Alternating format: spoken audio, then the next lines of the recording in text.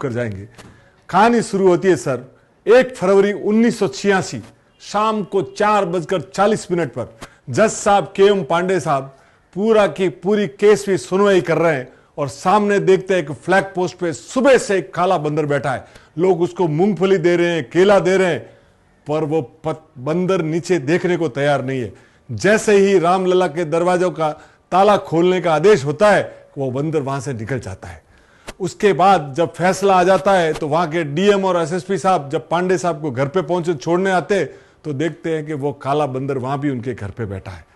तब उनको जब KM पांडे साहब उनको देखते हैं और तो काले बंदर को जब प्रणाम करते हैं और उनको लगता है कि ये देवीय ताकत थी जो आदेश दिलवा रही थी, और उस दिन के बाद वो काला बंदर कभी देखा नहीं गया।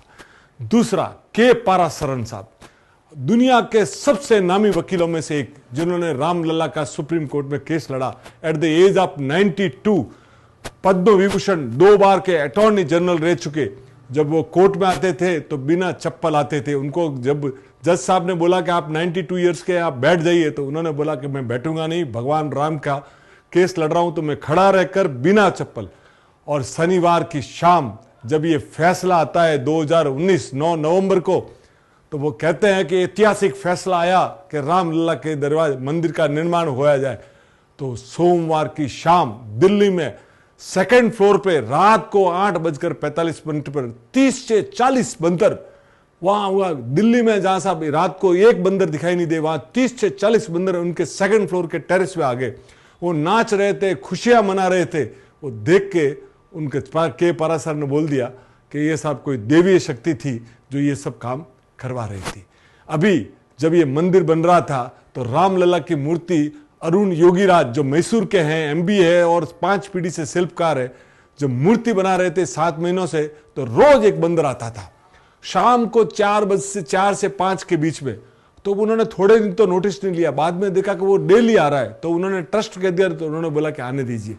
और उसके बाद एक बार तिरपाल और दरवाजा बंद किया था तो वो दरवाजा खटखटा के अंदर आया और पूरे 7 महीने वो बंदर आता रहा, आता मूर्ति को निहारता और शांति से चला जाता। उसके बाद जब फैसला, जब प्रतिष्ठा हुई 22 जनवरी को, तो आप सुनिए ने कितनी सिक्योरिटी होगी सर।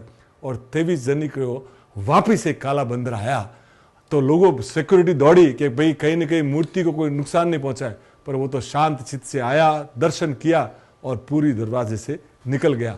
तो साहब हनुमान जी और राम का, और आपको ध्यान है हनुमानगढ़ी में जब RDX रखा गया था और पूरा हनुमानगढ़ी को उड़ाने की बात थी, उस समय आपने देखा होगा कि हनुमान जी बंदर के रूप में आए और वो वाटर कूलर के ऊपर तारगढ़ खोल के चले गए थे। तो साहब अयोध्या की रक्षा महावीर हनुमान करते हैं। बोलो सियावर रामचंद्र की जय।